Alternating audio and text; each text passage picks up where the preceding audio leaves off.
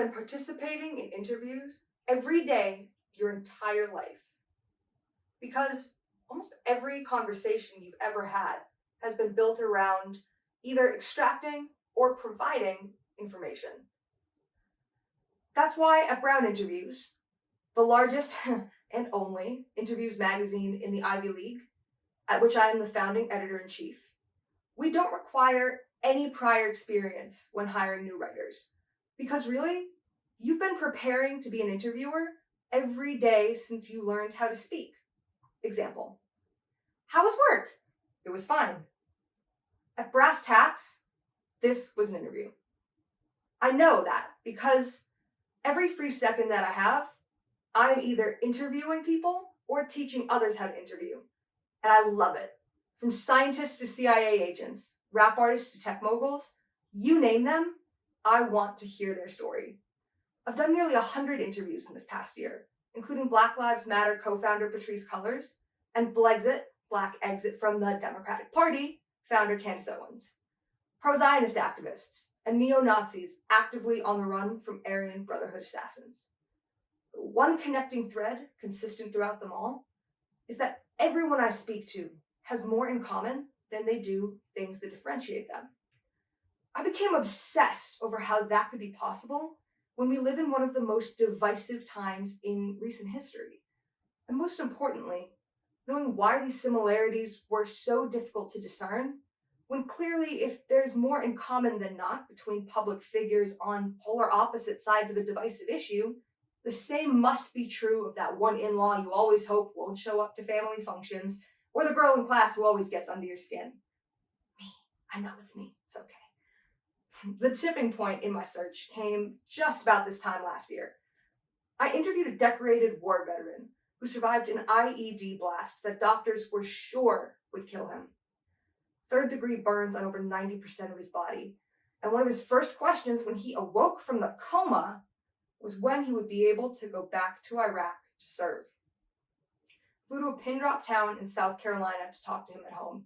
Felt like I'd never seen more American flags on a single street. Interview lasted approximately 3 hours. He primarily agreed to speak in order to promote his charity that teaches coping skills to veterans with post-traumatic stress disorder. Forging Forward, healing visible and invisible wounds for veterans, first responders, and their families. So that was the first interview of the week. The other one was a critically acclaimed underground hip-hop artist who I met up with in Midtown Manhattan in the basement of a Chinese restaurant that had no sign on the door. Interview lasted approximately 5 hours. 1 hour was the recorded discussion. The other 4 were spent taking shots and inviting his friends down to plan a spontaneous trip to Miami. He primarily agreed to speak with me at all in order to promote his new single, Karate Kid. Best believe I'ma beat it up. Woo! Call me the Karate Kid. She ain't trying to smash? Show her where the lobby is. On paper, you'd question how these two guys coexisted in the same universe. But on every major social and political issue, they said almost exactly the same things. I mean, total alignment. If you took their names off, I'd be hard-pressed to differentiate most quotes out from between the two of them. And yet, one actually made a point during their interview to say that they felt the other person's line of work was responsible for much of what is wrong with society today. Like I said, that was the tipping point, because how could we all have gone this long seeing these two guys as so different when they are at a base level inherently similar? I mean, we're entrenched to the point that they themselves do not even pick up on the commonalities they share. These two had identical childhoods. Their goals for their adult lives were closely aligned, and their socio-political aspirations for the wider world were indistinguishable from one another. So where was the disconnect? It was the juxtaposition of my discussions with the soldier and the rap artist that brought it to life. Every year that we're in school, we have classes in reading and writing. There are self-help books and multi-week seminars dedicated to the art of public speaking. But nowhere in the communication canon is there an exerted effort towards teaching people how to listen.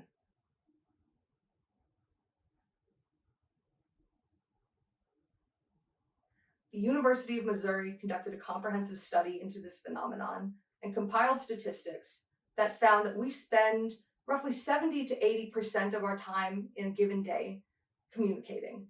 About 50% of that time is spent reading, writing, and speaking. The other 50% is listening. And yet, we're terrible at it. We are so bad at it. It's unreal. These peer-reviewed studies found human beings only absorb just about a quarter of the things that we hear in a given day. Wow, does that explain a lot of what I've watched on C-SPAN. So what do we do about it? How do we become a society of effective listeners? Hours upon hours of engaging with people the polar opposite of me and each other has led to the following finite, data-backed conclusion. We need to treat our conversations more like interviews. That's all most conversations really are in the first place, right? To look at it from the reverse, when our interviewers come in for their first day of training, this is our most oft-repeated line.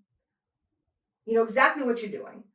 Don't worry, you've been preparing every day, your whole life. Just treat this interview that you've booked for our magazine as a conversation that you're having for your own social enrichment. No need to overly prepare. Because you get it, right? The two are ultimately interchangeable.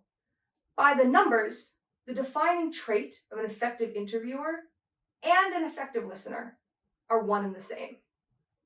They're seeking to understand the other side.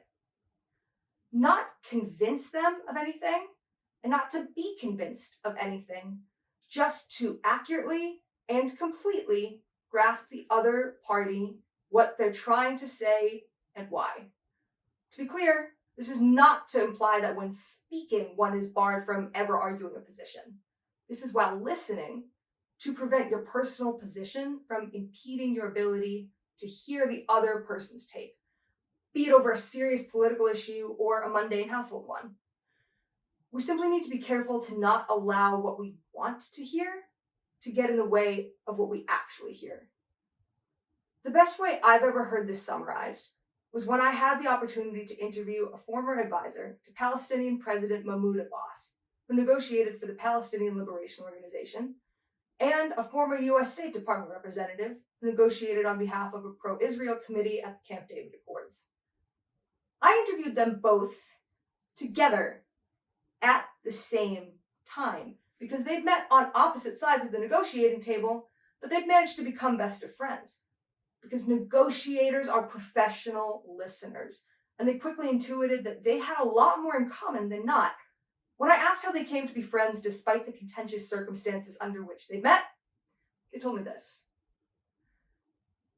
If someone was raised a certain way, being taught certain views, then they don't tightly align with that for the perspective of bludgeoning you, the opposing side. They do it because that is what they've always known. Once you realize people's positions are not rooted in malice, but rather what they've been taught, you're able to acknowledge those views, and rather than spend your energy trying to change their perspective, accept it, and ask yourself, okay, this is where the other person is coming from. Where can we go from here? So where can we go from here? We can become profoundly more effective listeners and in turn increase the efficacy of our speech as we are empowered to access all this new information previously unavailable to us in communications because we literally could not hear it. And what's more, we can do this instantaneously. I can summarize more than several months worth of interview listeners training that Brown Interviews developed for you in 3 words. Ask, clarify, confirm. It's using this method that allowed me to see past the differences on the surface of the soldier and the rapper and get to the wealth of similarities lying underneath. In practice, that looks like this. And note that these are actual quotes from the real interviews. So for context, we're on the couch in South Carolina, engaging in step 1, ask whatever it is you want to know more about. Me. Sir, you mentioned you're a Christian. Did faith play a role in your recovery process? Soldier. Oh, it was huge. It was so important. Clarify your understanding of their answer. Me. How so? What was important about it exactly? Soldier. As they say, there's never an atheist in a foxhole. I wasn't religious before, I'm not now either. I have strong beliefs, but I don't practice a specific religion. When the doctor started to tell me there was no medical explanation as to how I was still alive, I had to ask myself, I know I survived, but why? That's when I got to praying every night. All right, so you've already leveled up in conversation because now you've heard this person. Now you understand him so much better. Rather than assuming what huge, so important meant, you listened closely enough in order to discern his true meaning. What you understand transforms what you will or won't hear. In some cases, even what they will or won't go on to say. As I was granted the ability to understand rather than assume by way of deliberate listening, I came to realize everyone, and as we've established, I mean everyone, was saying similar things. So listen closely, no pun intended. We're in the Midtown basement with the rap artist now. Ask me, what role does faith play in your creative process? Rapper. I drink champagne and then I pray, God, don't let this girl be crazy. Clarify. Me. Okay, so sounds like the two are pretty mutually exclusive, huh? Rapper. Oh, no. In all seriousness, God is the foundation that lets me know whatever night I might have just had, I can still wake up and say, today is a new beginning.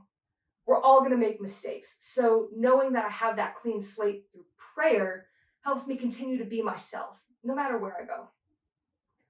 Confirm it, and then you've unveiled an intrinsic similarity between the two people that would have otherwise been lost, overshadowed by superficial differences. Ask, clarify, confirm. Notice, all three of these are active steps. None involve sitting silently or passively, even though silence is the stereotypical hallmark of listening. Harvard Business Review conducted a behavioral study of just under 3,500 managers and found the best listeners, contrary to what we've been taught in kindergarten, are not the ones who sit quietly and absorb information like a sponge. Who knew 5-year-old me was actually onto something when I'd never stopped talking and talking. But really, the best listeners are the ones who actively engage with the other party, asking questions relevant to their statement and bouncing ideas back and forth, more akin to a trampoline. What Harvard Business Review is describing is what the interviewer does at work every day. You can, in turn, transform your personal and professional life instantly when viewed through the lens of an interview, which, simply put, translates to ask, clarify, confirm.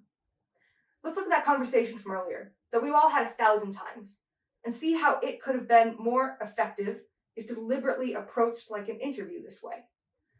Ask whatever it is you want to know. How was work? It was fine. Clarify your understanding of their answer. Now, this is where a lot of listening hits a roadblock.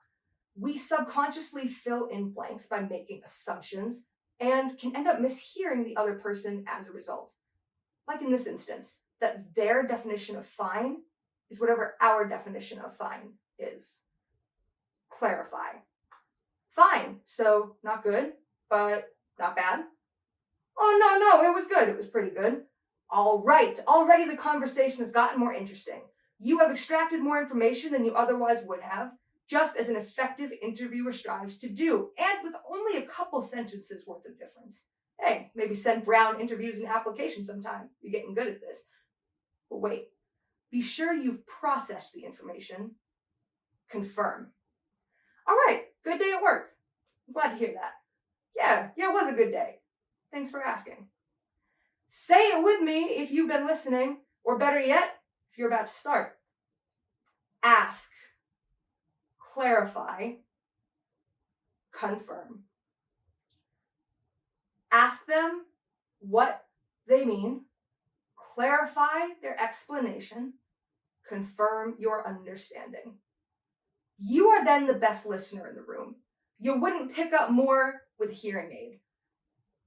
Logistically, we cannot move towards the deep sense of mutual connection and understanding that is a prerequisite for unity, progress, and all the other large and small goals we strive for until we slow down and hear the other side. We must hear them as fully and completely as we hope they are hearing us. So listen,